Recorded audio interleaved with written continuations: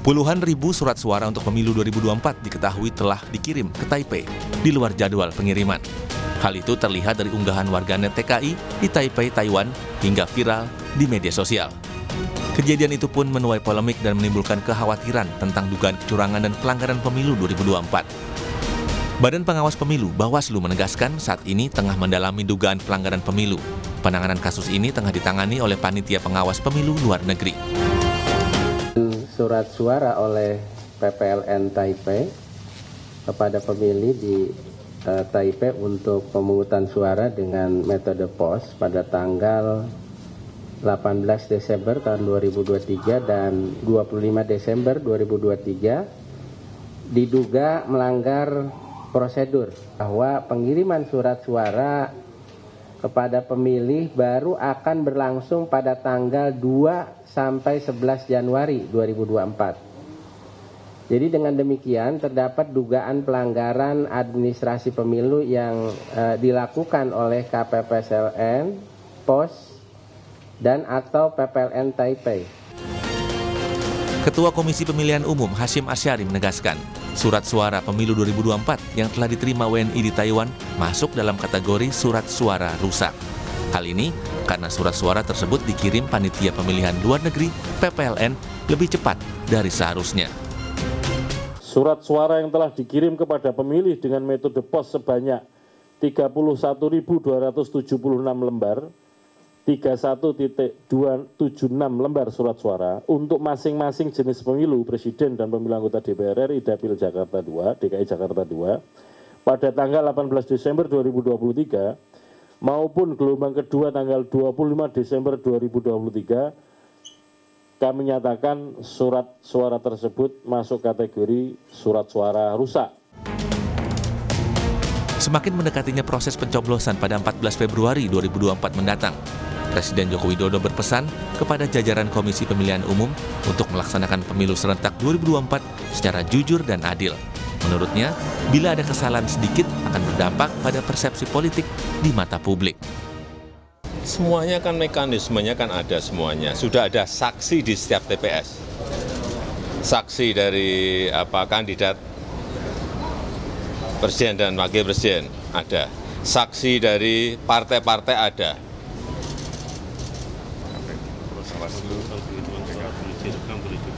Penghitungan suara juga terbuka, transparan. Boleh diklik, difoto, diambil gambarnya, semuanya terbuka, transparan. Terus kurang apa lagi?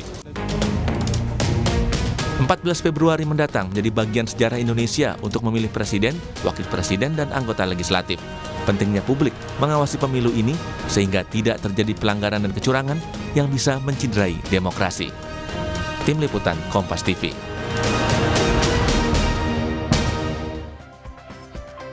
Ya, saudara, 42 hari lagi atau kurang dari 2 bulan lagi, rakyat Indonesia akan menggelar Pesta Demokrasi Pemilu 2024 di 14 Februari. Kita akan memilih presiden dan juga wakil presiden dan juga anggota legislatif pastinya. Namun kemudian di tengah persiapan yang dilakukan sejumlah peristiwa ini terjadi seperti ditemukannya surat suara yang tiba lebih awal, surat suara rusak dan juga lain sebagainya. Lalu bagaimana publik bisa mengawasi agar penyelenggaraan pemilu ini berlangsung jujur dan juga adil dan tidak ada kecurangan yang terjadi. Pagi ini kita akan bahas bersama dengan sejumlah narasumber melalui daring, diantaranya ada Komisioner KPU Pak Idam Holik, ada juga Ketua Bawaslu Republik Indonesia 2017-2022 ada Pak Ahpan, dan juga ada anggota Dewan Pembina Perludem Mbak Titi Anggraini. Selamat pagi, Assalamualaikum Bapak-Bapak, Mbak Titi.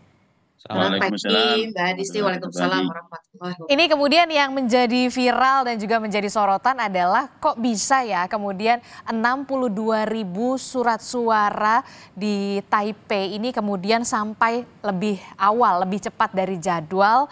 Kemudian ada juga informasinya ini sudah dicoblos atau tercoblos begitu ya. Pak Idam, klarifikasinya seperti apa dulu?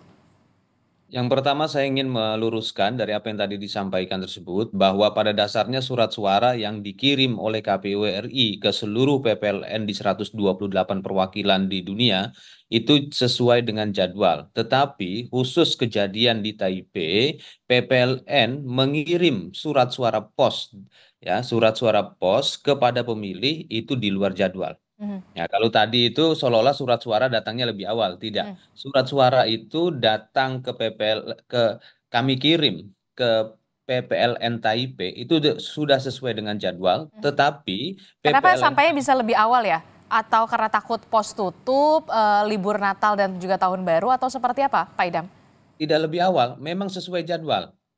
Ya, jadi KPU mengirim surat suara dari Jakarta ke Taiwan atau ke Taipei itu sesuai jadwal yang direncanakan oleh KPU. Tetapi PPLN-nya inilah mengirim lebih awal kepada pemilih, gitu. Nah, karena Oke. beda, karena beda. Jadi PPLN Taipei mendistribusikan surat suara pos di luar jadwal yang telah ditentukan, bukan KPU-nya. Mhm. Oke, jadi PPLN-nya yang kemudian mengirimkan ke pemilihnya lebih awal begitu ya? Alasannya Ya, apa? waktu kami mengkonfirmasi hal tersebut karena pertimbangan long holiday. Ya, pertimbangan long holiday dikhawatirkan surat suara tidak sampai tepat waktu di jadwal. Memang di lampiran 1 peraturan KPU nomor 25 tahun 2023 dijelaskan masa pemungutan suara pos itu dimulai tanggal 2 sampai dengan 2 Januari sampai dengan tanggal 15 Februari. Hmm. Ya, tanggal 2 sampai dengan tanggal 11 Januari 2024 itu adalah masa pengiriman surat suara pos. Nah, itulah yang salah dipahami. Sebelum mereka melakukan distribusi atau pengiriman surat suara pos kepada pemilih di Taiwan, mereka berkomunikasi dengan Panwaslu luar negeri Taiwan atau Taipei. Dan Panwaslu menurut informasi PPLN, Panwaslu mengamini rencana mensetujui pengiriman tersebut. Itu yang perlu ditegaskan. Dan saya minta juga kepada Bawaslu lakukan pendalaman terhadap Panwaslu luar negeri Taipei. Oke, itu yang kemudian saat ini tengah diusut begitu ya. Kenapa kemudian PPLN di Taipei ini sampai akhirnya lebih cepat mengirimkan surat suara dan sudah dicoblos berarti ya itu ya. Kalau tidak salah kalau dari video yang viral. Sebagian sudah dicoblos. Sudah dicoblos. Nah, ya. Diulang atau nanti bagaimana ini surat suara yang sudah dianggap rusak dikembalikan lagi? Mekanismenya nanti akan seperti apa? Ya, itulah kenapa dalam konferensi pers Ketua KPU RI dinyatakan bahwa surat suara yang telah dikirim itu sebagai surat suara rusak. Karena di dalam undang-undang itu ada 2 kategori surat suara yang bisa diganti. Yang pertama surat suara itu rusak, yang kedua surat suara salah coblos. Nah, berkenaan dengan 62.552 surat suara baik untuk jenis untuk jenis pemilu legislatif DPR RI, Dapil Jakarta 2 ataupun Pilpres dengan total 62.552 suara yang telah terkirim kepada pemilih di Taiwan, kami KPU akan menggantinya dan kami akan memberikan kode khusus. Oleh karena itu, kami pastikan tidak akan ada yang namanya double put, suara ganda. Ya, karena nanti surat suara yang telah dikirim itu akan berbeda dengan surat suara yang akan dikirim pada tanggal 2 sampai dengan tanggal 11 Januari 2024. Perbedaannya di mana, Pak Idam? Ada tanda khusus. Ada tanda khusus, itulah yang kemudian saat ini harus betul-betul diawasi, Pak Idam. Benar sekali. Oke, saya ke Pak Apan. Pak Apan, kasus semacam ini sanksinya seperti apa? Kalau dari Pak Rahmat Bagja mengatakan sanksi administrasi, KPU sendiri kemudian mendorong agar pengusutan benar-benar diusut untuk PPLN Taipei ini, Pak Apan. Terima kasih. Saya kira pertama KPU harus belajar dari pengalaman 2019 ya. Dulu 2019 ada di kasus semacam jenis inilah ya melalui pos ada di Malaysia itu kan. Sampai waktu itu kami harus mengeluarkan rekomendasi PSU mekanisme pos itu kan. Di luar negeri kan ada 3 mekanisme pemungutan suara di TPSLN, KPSK dan pos. Memang pos ini sering terjadi persoalan ya. Salah satu kemarin 2019 ada di Malaysia dan ini saya kira terulang. Menurut saya adalah Bawaslu harus bertindak bahwa ini ada dugaan kuat pelanggaran administrasi pemilu soal tata cara, prosedur, mekanisme, tahapan yang tidak sesuai. Maka menurut saya Bawaslu segera aja menyidangkan lewat mekanisme adjudikasi ya, KPU-nya sebagai pihak terlapor atau terundang, kemudian PPLN juga sama, kemudian barangkali tadi Mas Idam mengatakan ini ada semacam pembiaran dari tanda kutip pembiaran dari pengawas luar negeri dan sebagainya, biar dituntas di situ di proses adjudikasi itu. Jadi siapa yang salah? Karena ini menurut saya jangan nanti ini menjadi presiden buruk dan ada nanti menjadi potensi pelanggaran-pelanggaran yang lain di dalam pemungutan di luar negeri ini. Saya kira ini bukan hal sepele ya, karena harus diperiksa ini seandainya dicoblos, siapa yang nyoblos, betul enggak? Ini sudah dikirim ke sana dan sebagainya ya. Saya sepakat tadi Mas Idam bahwa ini soal pengiriman dari KPU ke sana, oke, nggak ada masalah. Pengiriman dari PPLN yang ke pos kepada pemilih itu yang tidak benar. Dan menurut saya ini harus diselidiki betul dan harus diperiksa. Bawaslu punya kewenangan adjudikasi, saya kira sidangkan aja segera ya untuk membuka ini harus fair, harus jelas, transparan. Sanksinya akan seperti apa? Sanksi administratif itu memang ada 4 hal ya, tetapi di dalam hal ini yang bisa diterapkan barangkali adalah pertama memperbaiki tahapan ya, kedua teguran ya, karena yang lain saya kira 2 sanksi yang lain misalnya sanksi lainnya misalnya bisa sampai diskualifikasikan enggak ya, kemudian sanksi yang ketiga ada sanksi yang ketiga saya lupa, itu ada 4 sanksi, tapi 2 hal ini yang bisa dilakukan, sanksi teguran maupun sanksi memperbaiki tahapan, itu yang saya kira bisa dilakukan oleh Bawaslu. Dan saya kira segera ini harus ditindaklanjuti. Tidak cukup dengan investigasi, tapi dibuka sidang adjudikasi lah. Harus ada publik tahu, ya. Harus ada sidang adjudikasi, benar-benar harus transparan. Jangan sampai kemudian kalau Pak Abhan bilang 2019 pernah terjadi, 2024 terjadi lagi. Nah kalau yang 2024 katanya karena takut posnya tutup, karena long holiday, masuk akal nggak sih? Pak Abhan? Kalau menurut saya, tadi Mas Idam sudah mengklarifikasi soal pengiriman ke sana lebih awal, saya kira nggak ada masalah ya. Iya, itu kalau itu nggak ada masalah. Tapi maksudnya dari di Taipei-nya untuk menyalurkan itu ke pemilih. Nah, itu yang salah. Itu tidak sesuai dengan tahapan dan mekanisme karena sudah ditentukan oleh tahapan KPU kan. Tadi tanggal berapa? 2 Januari baru bisa dikirim. Itu yang salah. Hari ini harusnya baru bisa dikirim. Harusnya baru bisa dikirim ke masing-masing pemilih melalui pos ini. Seharusnya seperti apa? Apakah kurang koordinasi atau seperti apa ini? Kok bisa sampai terulang lagi begitu? Mungkin ini ditanyakan ke KPU, ini saya nggak bisa menjawab apakah ini kurang koordinasi ya. Pak Idam, silakan. KPU sudah melakukan BIMTEK, berapa kali lah kepada PLN, baik KPU yang datang ke sana maupun melalui Zoom kan. Artinya tahapannya sudah dipelajari mereka itu kan. Ini yang kemudian dikhawatirkan Pak Idam, kurang koordinasi atau seperti apa sampai kok harusnya tanggal 2 Januari kalau tidak salah begitu ya Pak Idam? PPLN Taipei adalah salah satu peserta BIMTEK yang kami selenggarakan di Hong Kong.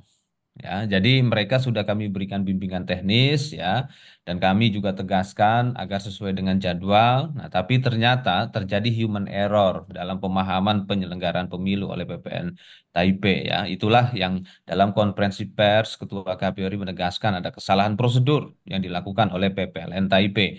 Mereka yang tadi sudah saya sampaikan karena ada faktor long holiday, terus juga disetujui oleh Panwaslu Luar Negeri Taipei.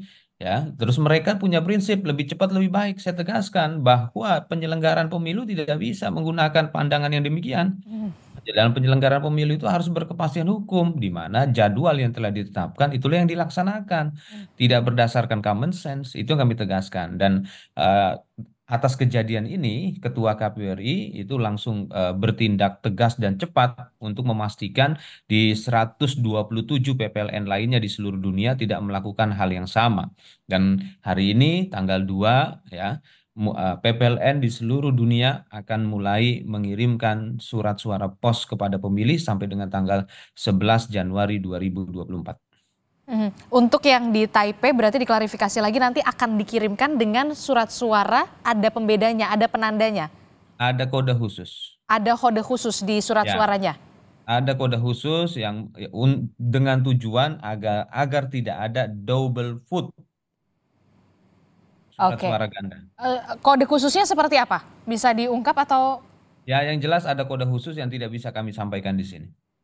Oke, dan pengawasannya harus tetap ekstra dong? Pengawasan dilakukan oleh Bawaslu atau pengawas luar negeri. Ya, saya yakin Bawaslu ataupun Panwaslu luar negeri Taipei melakukan hal yang seperti yang tadi Mbak sampaikan. Nah, yang surat suara yang dianggap rusak itu dikembalikan lagi atau ya udah nggak akan dikirim lagi gitu? Ya, surat suara yang dianggap rusak ya itu tidak dikembalikan. Ya, tidak dikembalikan. Yang dikembalikan itu hanya surat suara yang dikirim pada tanggal 2 sampai 11 Januari 2024. Bagaimana kalau surat suara itu dikembalikan? Ya dinyatakan tidak sah. Oke, Mbak Titi, seperti apa? Anda menanggapinya ini apa ya? Bisa dikatakan yang kemarin pemilu 2019 terulang lagi di 2024 ini. Ya, tipologinya agak berbeda ya. Kalau di 2019 jajaran Pak Abahan itu pernah menemukan juga surat suara bahkan yang salah kirim ya Mbak Adisti, ada 2.400-an surat suara yang harusnya dikirim ke Tawau, Manila, malah terkirim ke Hong Kong begitu. Dan di 2019 juga ada problem surat suara yang tercoblos dengan indikasi tidak wajar di Selangor dan itu dinyatakan tidak bisa dihitung. Nah, memang surat suara via pos ini dari 3 metode, yaitu TPS luar negeri, kotak suara keliling, dan juga pos, mengandung risiko yang lebih besar. Karena soal pertama misalnya validitas penerima alamat, lalu juga aspek rahasia dan akuntabilitas yang memang tidak bisa dipastikan sama seperti di TPS luar negeri. Soal siapa yang mencobloskan sepenuhnya proses antara pemilih yang menerima surat suara dan kemudian eksekusi yang dia lakukan begitu. Nah, terkait soal ini saya setuju tadi dengan Pak Abhan. Saya kira kalaupun ada pelanggaran administratif pemilu itu bukan hanya oleh PPLN dan KPPSLN, tetapi juga Panwaslu luar negeri. Tadi Pak Idam sampaikan karena dia memberikan izin juga ya? Ya, betul. Karena di peraturan KPU itu di pasal 44 ayat 3 disebutkan peraturan KPU 25 2023 pengiriman surat suara via pos itu disaksikan oleh Panwaslu luar negeri. Nah, kalau dalam hal ini memang ada persetujuan, artinya dua pihak ini sama-sama melakukan pelanggaran administratif pemilu. Nah, tadi disampaikan oleh Pak Puadi, anggota Bawaslu, penyelesaiannya dikawal oleh Panwaslu luar negeri. Loh, tidak mungkin orang yang terlibat di dalam dugaan pelanggaran administratif melakukan penanganan pelanggaran ataupun penyelidikan begitu ya. Harusnya di grounded dulu kan? Betul. Ya, betul. Istilah grounded itu memang penting ya. Dan saya juga setuju supaya ini terang benderang, Bawaslu itu jangan lagi kemudian rekomendasi karena dia punya kewenangan yang namanya penanganan pelanggaran administratif pemilu, daripada misalnya narasinya berbeda di ruang publik. Bawaslu menyatakan bahwa itu surat suara bukan surat suara rusak, tapi KPU sebagai pihak pelaksana pemilu menyatakan itu surat suara rusak, supaya ini tuh tidak menjadi diskursus di ruang publik yang menciptakan spekulasi baru. Ya, Bawaslu putuskan dong. Kan dia punya otoritas sehingga juga kepastian itu didapat oleh KPU dan semuanya menjadi terang benderang. Itu yang pertama. Nah, yang kedua saya kira memang soal pemilu via pos ini tidak usah kita yang pemilu di luar negeri. Beberapa negara yang menyelenggarakan pemilu via pos di dalam negerinya saja, contohnya Amerika Serikat ya, soal pemilu via pos itu jadi kontroversi, terutama soal validitas ya, soal kebenaran memang surat suara itu diterima, dieksekusi oleh pemilih yang terdaftar tersebut. Nah, di luar negeri itu kan sepenuhnya soal alamat itu walaupun sudah dimutakhirkan dalam proses pemutahiran data pemilih. Jadi ketika pemutahiran data pemilih pun Mbak Adisti itu sudah terkategorisasi 3 pemilih. Pemilih yang akan mencoblos via TPS luar negeri, via kotak suara keliling, dan via pos. Nah, soal misalnya nanti itu akan diterima dan betul-betul dicoblos ya bergantung pemilihnya ada atau tidak kan kira-kira begitu. Tapi pengalaman selama ini salah satu permasalahan yang banyak dihadapi adalah banyak surat suara via pos yang return to sender atau kembali kepada pengirim karena memang orangnya sudah pergi atau tidak ada lagi. Tapi yang dikhawatirkan dari surat suara yang sekarang, contohnya begini Pak Idam, sudah ada warga negara kita yang mencoblos dan dia menganggap bahwa mungkin dia tidak terinformasi dinamika hari ini ya. Jadi dia sudah kembalikan dan kemudian ada pengiriman surat suara baru.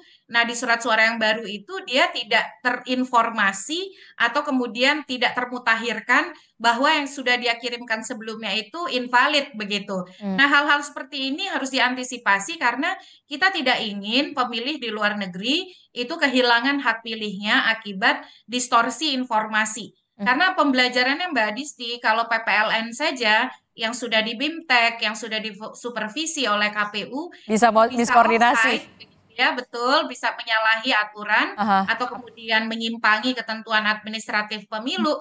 Pemilih kan tidak semuanya Paham. aware atau kemudian betul-betul mengikuti proses seperti kita di dalam negeri. Nah, mereka ada yang memang bekerja di sektor informal misalnya rumah tangga begitu ya, ada juga yang profesional. Apakah betul mereka betul-betul update dengan akan ada surat suara pengganti dan seterusnya. Nah, situasi hari ini saya kira menjadi tantangan baru bagi KPU untuk memastikan informasi ini terdistribusi dengan baik dan tidak ada pemilih yang lantas kehilangan hak pilihnya. Begitu, Mbak. Oke, Pak Idam, untuk sosialisasi di Taipei sendiri seperti apa? Jangan sampai kemudian betul kalau kata Mbak Titi, jangan sampai kemudian pemilih di sana begitu ya tidak tersosialisasikan dengan baik kalau misalkan surat suara yang kemarin itu invalid. Ya, berkaitan dengan apa yang tadi telah dikemukakan oleh Mbak Titi, itulah yang telah dilakukan oleh PPLN Taipei, yang dimana PPLN Taipei melakukan sosialisasi dan diseminasi informasi secara masif kepada seluruh pemilih terdaftar di dalam DPT di Taipei. Ya, dan kita ketahui hari ini pada umumnya pemilih diaspora atau pemilih luar negeri itu adalah terkategori sebagai connected voters atau pemilih yang terhubung karena mereka pada umumnya menggunakan smartphone sehingga proses penyampaian informasi secara masif, sistematis, dan terstruktur itu lebih memungkinkan pada hari ini. Dan PLN Taipei telah melakukan hal tersebut, menginformasikan ini secara utuh kepada pemilih yang terdaftar di dalam DPT. Oke, itu tadi yang kemudian juga sudah disampaikan soal yang kemudian juga menarik perhatian saya adalah soal tadi Mbak Titi bilang Panwaslu begitu ya, Panwaslu yang memang seharusnya kemarin ini terlibat begitu seharusnya di grounded dulu, tidak mungkin kemarin terlibat masih melakukan tugasnya begitu. Itulah yang kemudian menjadi perhatian saya gitu. Nah, sebenarnya kami juga sudah mengundang Bawaslu Republik Indonesia, namun sampai detik ini kemudian tidak ada atau belum ada tanggapan untuk kita bisa, sayang sekali ya, seharusnya juga kemudian ada penjelasan dari Bawaslu RI. Nah, tapi nggak apa-apa. Nah, ini yang kemudian dikhawatirkan adalah soal ini, menjaga harapan di tengah ketidakpastian, Mbak Titi. Nah, pengaruhnya apa, Mbak Titi, untuk legitimasi pemilu dengan adanya jangan sampai kemudian ini kan noda setitik begitu ya? Iya, Pak Presiden kita itu di 2 kali konsolnas KPU tuh pesannya konsisten. Yang teknis kalau tidak dikelola dengan baik bisa jadi politis. Itu betul sekali. Karena kita berada di dalam kompetisi yang sangat kompetitif, hal-hal yang dimaksudkan tidak demikian atau kemudian akibat kelalaian, kecerobohan, ketidakprofesionalan, itu mudah sekali kemudian menimbulkan kontroversi dan spekulasi menjadi titik mula keraguan atas profesionalitas penyelenggara pemilu terhadap penyelenggaraan pemilu. Dan eksesnya bisa kemana-mana, terutama di tengah penggunaan media sosial yang disinformasi itu bisa dengan mudah beredar. Dan di beberapa pemilu terdahulu, KPU, Bawaslu menjadi sasaran dari banyak informasi bohong. Jadi ini mitigasi risikonya harus cepat dan yang kemudian juga kontra narasinya harus menggambarkan fakta yang sebenarnya. Yang berikut juga yang saya kira harus dievaluasi adalah penyelenggaraan pemilu di luar negeri itu meskipun pemilihnya tidak banyak. Misalnya ini via pos itu kan 31.276 ya, kali 2 surat suaranya karena ada DPR dan Presiden. Tetapi memang ikhtiar, upaya dan pengawasan kita itu harus ekstra karena kita terpengaruh oleh jarak, koordinasi dan lain sebagainya. Saya yakin ya, pasti ada forum komunikasi atau koordinasi supervisi antara KPU dan PPLN serta KPPSLN di Taipei. Nah, ini juga perlu ditelusuri Pak Idam melalui mekanisme pengawasan internal di KPU. Ini bocornya ada di mana? Apa iya misalnya pengiriman surat suara yang jumlahnya tidak sedikit 31.276 betul-betul dilakukan dengan intensi atau kemudian inovasi sepihak dari PPLN? Ataukah memang ada kontribusi dari internal KPU RI, mungkin bukan komisioner, tapi jajaran sekretariat, yang kemudian juga mengetahui dan kemudian menyetujui itu? Karena ini soal bisnis proses yang tidak sederhana, Mbak Adisti. Kok saya kira ya, Jumlahnya banyak betul begitu ya, betul, sistematis sekali gitu. betul, karena komunikasinya saya yakin pasti PPLN itu tidak serta-merta mengelola sesuatu yang besar begitu saja ya. Apalagi yang saya tahu di KPU itu ada sistem teknologi informasi logistik atau SILOG, di mana pergerakan logistik itu setahu saya itu mesti semuanya termonitor. Berarti kalau ini terjadi tanpa supervisi dan kemudian terbiarkan, ada distorsi di dalam sistem internal KPU yang itu juga harus dibenahi dan menjadi pembelajaran bagi daerah lain.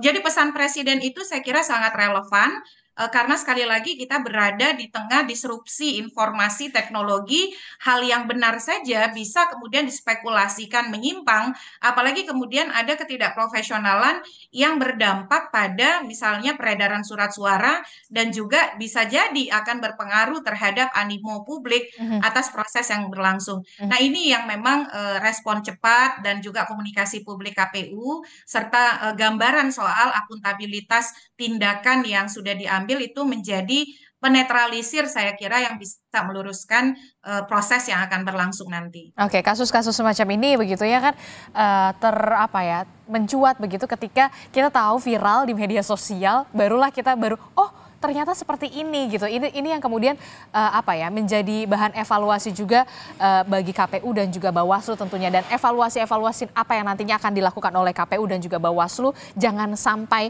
kemudian kita tetap harus menjaga harapan di tengah ketidakpastian. Jangan sampai ada keraguan soal legitimasi, tapi kita akan bahas usai jeda, jadi tetaplah bersama kami di Sapa Indonesia Pagi. Terima kasih Anda masih bersama kami di Sapa Indonesia Pagi. Saudara, kita masih membahas bagaimana kemudian menjaga agar pemilu ini jujur dan juga adil, karena ada sejumlah temuan-temuan, salah satunya adalah soal surat suara yang kemudian sudah terdistribusi sampai ke pemilih di Taipei begitu, yang memang seharusnya baru terkirim, harusnya dikirim di 2 Januari atau hari ini. Kita masih membahasnya bersama dengan ada Komisioner KPU Pak Idam Holik, dan juga ada dari mantan Ketua Bawaslu ada Pak Apan, dan juga ada Mbak Titi. Saya ke Pak Apan. Pak Apan, ini menarik ya, Panwaslu yang sebelumnya kemudian mengizinkan begitu ya dengan alasan long holiday, apakah ada tindakan kok bisa kemudian masih bisa mengawasi soal yang di Taipei ini? Seharusnya seperti apa? Ya, seharusnya ini KPU dan Bawaslu juga bertindak untuk melakukan pemeriksaan dugaan pelanggaran kode etik bagi penyelenggara ad hoc ya. Jadi sesuai dengan aturan bahwa penyelenggara ad hoc ini bisa penanganan kode etiknya, dugaan pelanggaran kode etik bisa ditangani oleh atasan langsung. Kalau untuk luar negeri, maka atasan langsungnya adalah KPU RI dan Bawaslu RI.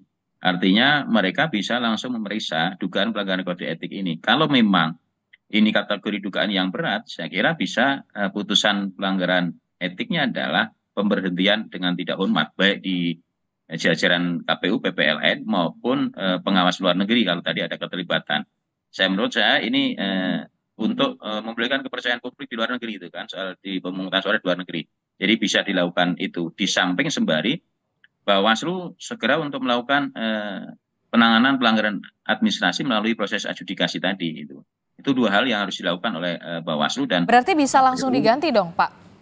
Bisa menurut saya bisa dilakukan dugaan pelanggaran kode etik. Kalau memang sanksinya berat, bisa berhentikan langsung diganti. Saya kira ini masih ada waktu kan. Jadi seandainya Pak Idam misalnya khawatir nanti bintek macam masih ada waktu lah itu kan. Dan sesuai dengan tingkat kesalahan KPP. Tapi mungkin nggak dengan injury time saat ini? Masih ada waktu saya kira itu ya. Oke, Mbak Titi tanggapannya? Ya, Mbak Adisti, ini bukan soal tidak tertib administrasi saja ya, tetapi ini juga soal kerugian keuangan negara yang tidak sedikit. Jadi profesionalisme yang dampaknya itu besar, bukan hanya pada kepercayaan publik, tapi juga keuangan negara.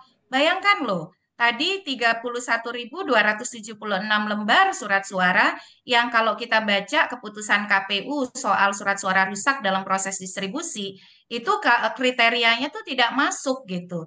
Tetapi karena ketidakprofesionalan dan kemudian ada distorsi yang harus ditelusuri, apakah ansih itu keputusan mereka atau ada andil dari pihak otoritas yang lebih tinggi, itu keuangan negara tuh dirugikan begitu. Dan ini dampaknya bisa buruk. Sekarang akuntabilitasnya, kalau ada pemeriksaan dari BPK misalnya, apa akuntabilitas kita membenarkan itu? Dan harus ada koreksi, ada sanksi, tindakan atas kemudian perbuatan tidak profesional tersebut. Saya kira ini yang memang bagi saya ya, sebagai warga yang walaupun kontribusinya tidak besar bagi pembiayaan pemilu, hal-hal seperti ini tidak boleh terjadi. Bayangkan akibat misalnya tidak tertib administrasi, tidak patuh pada aturan. Saya baca peraturan KPU 25 2023 itu ditandatangani ditetapkan oleh Ketua KPU 18 Desember 2023. Tetapi distribusi logistik tahap pertama itu sudah dilakukan oleh KPPSLN pada tanggal PPLN Taipei juga ya, itu pada tanggal 18 Desember. Artinya di hari regulasi itu muncul, mereka sudah mengirimkannya ke alamat dalam gelombang pertama. Lalu gelombang keduanya 25 Desember. Nah pertanyaannya kok bisa ya? Ini dikirim ketika regulasi hari hanya keluar yang mengatur tahapan-tahapan jadwal itu tadi Mbak Disti, itu ada di peraturan KPU 25 2023, 18 sudah jelas Desember. aturannya. Betul, tetapi di hari peraturan itu keluar, di hari itu juga mereka mengeksekusi. Jadi saya kira untuk sebuah kerja tahapan luar negeri yang itu besar loh, karena di luar negeri itu ada yang disebut dengan KPPSLN POS, kelompok penyelenggara pemungutan suara luar negeri POS, yang bertugas memang mengelola soal pemungutan suara via POS.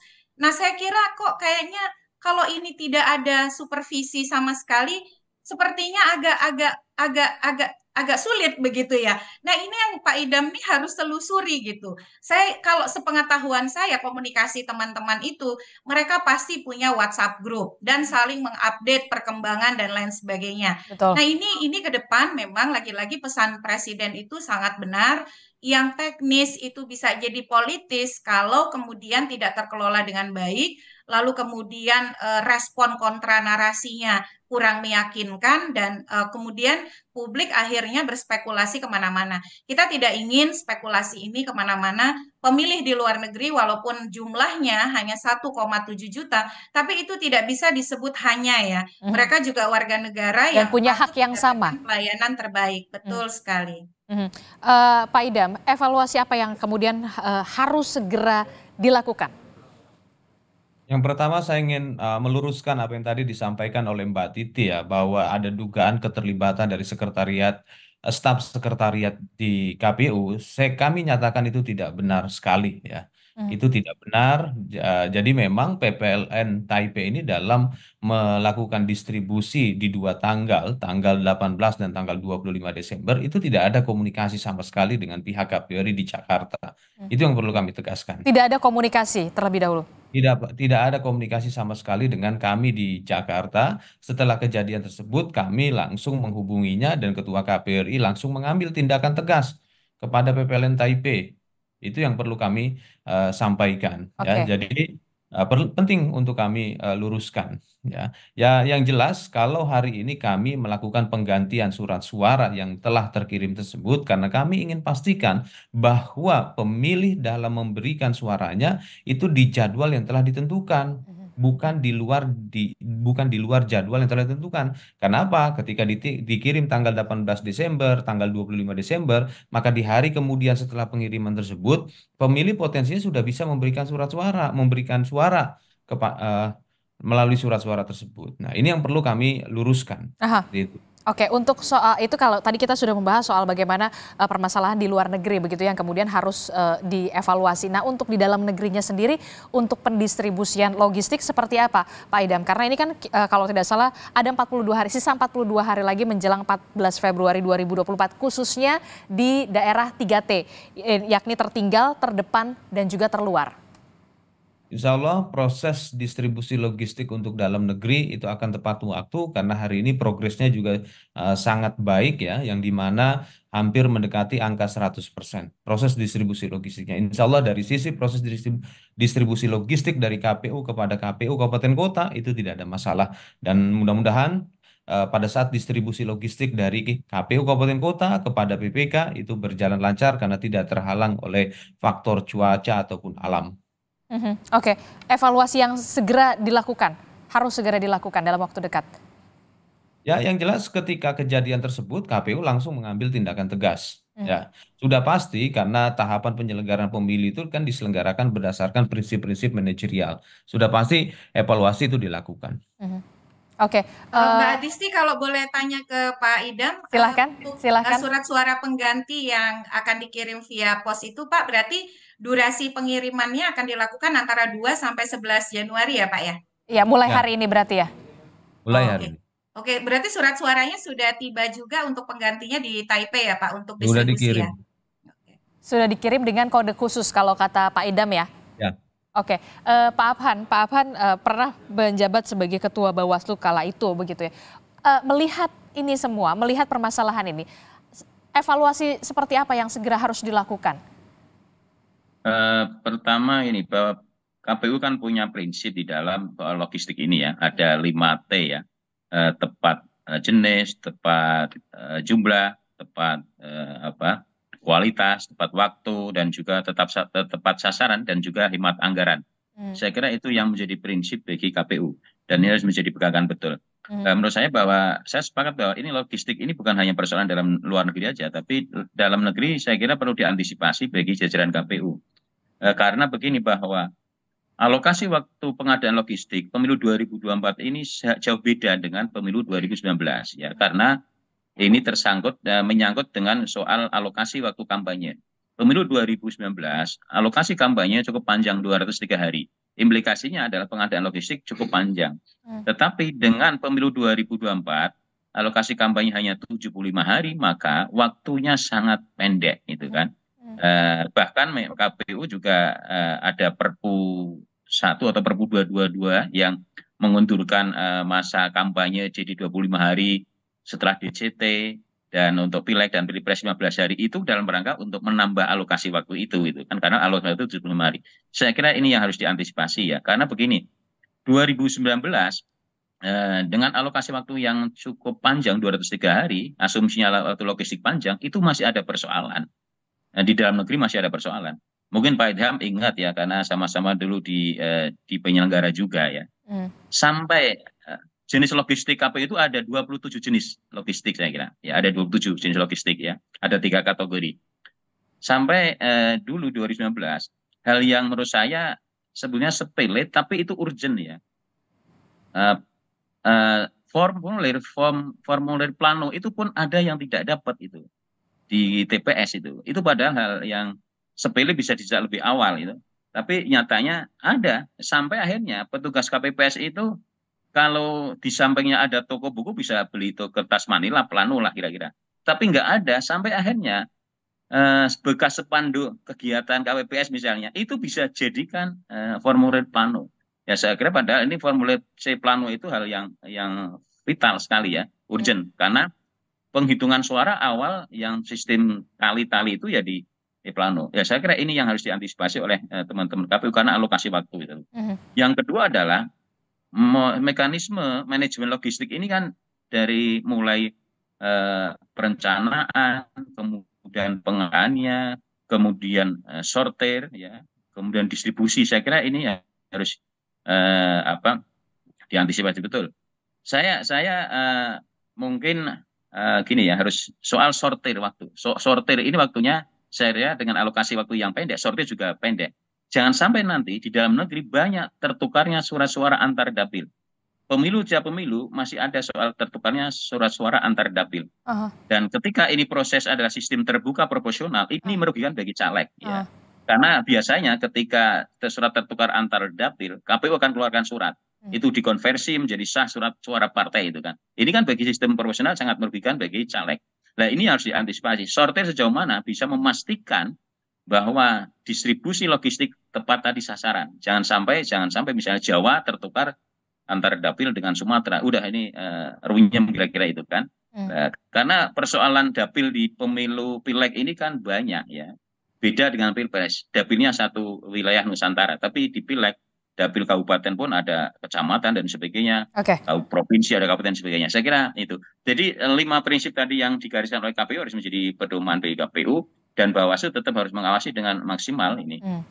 Saya kira itu. Mbak Titi, ini kan juga tadi kita sudah menyoroti soal penyelenggara pemilu, kemudian pengawas pemilu begitu. Nah, bagaimana kemudian publik bisa turut serta berkontribusi mengawasi pemilu 2024 agar kemudian pemilu 2024 ini berlangsung jujur dan juga adil? Ya, tentu saja masyarakat kita semua perlu secara proporsional menilai proses yang berlangsung ya Mbak Adisti. Mengelola pemilu 2024 sebagai pemilu serentak 1 hari terbesar di dunia dengan kombinasi keserentakan dan sistem pemilu yang juga kompleks memang tidak mudah. Jadi itu harus diakui. Dengan waktu yang terbatas juga apalagi. Betul. Jadi ada kondisi objektif yang memang KPU saat ini, Bawaslu saat ini menghadapi tantangan yang jauh lebih berlipat daripada pemilu-pemilu terdahulu.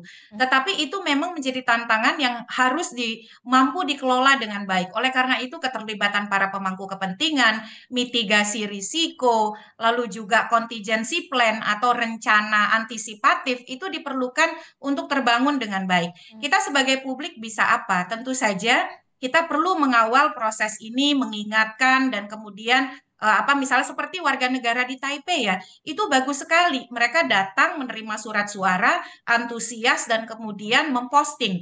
Artinya mereka ikut mengabarkan kepada publik, ini loh KPU tuh sudah mengirimi saya surat suara. Dan dari sana yang maksudnya tadi adalah bagian dari antusiasme mengabarkan bahwa surat suara sudah sampai, mereka jadi ketahuan kan kalau surat suara itu dikirim lebih dahulu. Nah, sekarang yang harus dipastikan adalah bahwa 31.276 amplop yang harusnya terkirim kembali itu betul-betul di tanggal 2 sampai 11 Januari itu memang terkirim sebagaimana jadwal yang sudah ada, dan tidak ada yang kemudian terhambat untuk menerima surat suara via pos. Yang di dalam negeri saya kira ini memang Mbak, ini bagian dari distribusi logistik. Bayangkan 1,2 miliar lembar surat suara harus didistribusikan kurang dari 3 bulan ke 823.220. Ada pakar yang mengatakan, pakar pemilu global namanya Peter Urban, kalau situasinya selalu seperti ini, tantangan surat suara tertukar, surat suara kurang, surat suara datang tidak tepat waktu, itu pasti akan terjadi. Tahun 55 saja yang lebih sederhana, itu ada puluhan kabupaten kota tidak bisa ikut pemilu berbarengan karena surat suaranya terhambat, apakah karena iklim, karena hambatan distribusi gitu ya, teknikalitas transportasi dan lain sebagainya.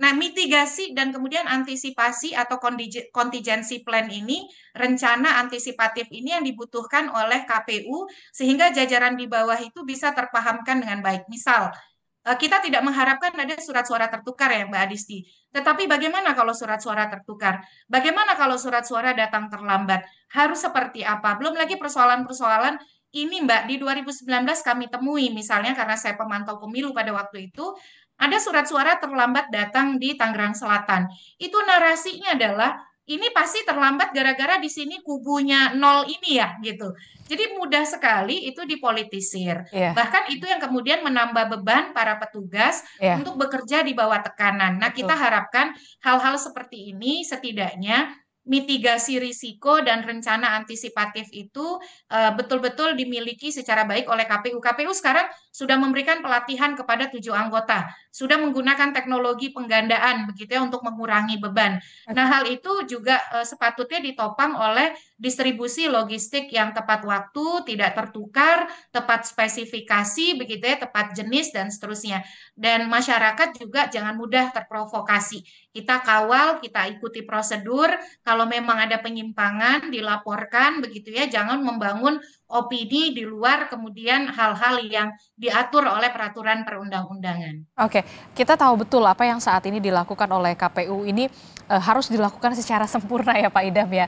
Walaupun memang rumit dan juga waktu yang terbatas gitu ya, waktunya terbatas sekali, harus disebar, harus didistribusikan benar-benar sampai begitu ya di wilayah-wilayah yang memang seharusnya. Nah, kalau surat suara ini sampai tertukar begitu kan, masalah-masalah yang ini yang timbul begitu ya di kemudian hari begitu, sudah ada langkah mitigasi dan antisipasinya?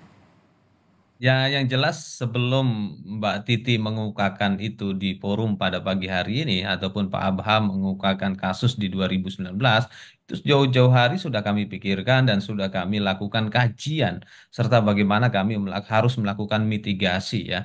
Dan kami pastikan ke depan itu harus lebih baik, yang dimana apa yang tadi dikemukakan oleh Pak Abhan maupun Mbak Titi itu tidak terulang kembali. Ya, kalau beliau pada pagi hari ini menyampaikan kembali, ya ini adalah tantangan bagi kami untuk membuktikan bahwa kami ke depan lebih baik, dan hari ini di waktu yang singkat ya proses produksi surat suara maupun logistik pemilu lainnya ini progresnya sudah luar biasa. Insya Allah semua logistik yang harus dikirim tepat waktunya itu dapat terwujud dengan baik, dan kami pastikan belajar dari pengalaman di 2019 ya, kasus mulai tertukar, terus formulir model C planonya tidak ada dan sebagainya, insya Allah ke depan itu tidak terulang kembali.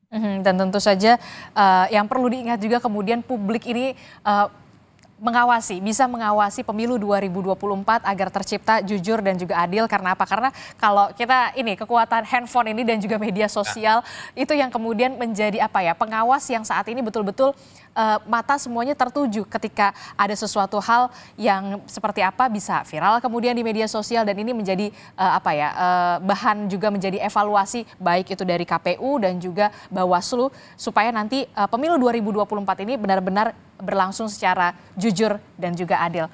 Baik, terima kasih Komisioner KPU Pak Idam Holik sudah bergabung. Ada juga Ketua Bawaslu RI 2017 hingga 2022 Pak Abhan, dan juga anggota Dewan Pembina Perludem Mbak Titi Anggraini. Terima kasih, sehat-sehat selalu. Nanti kita akan dialog lagi di lain kesempatan Bapak-bapak dan juga Mbak Titi. Terima kasih.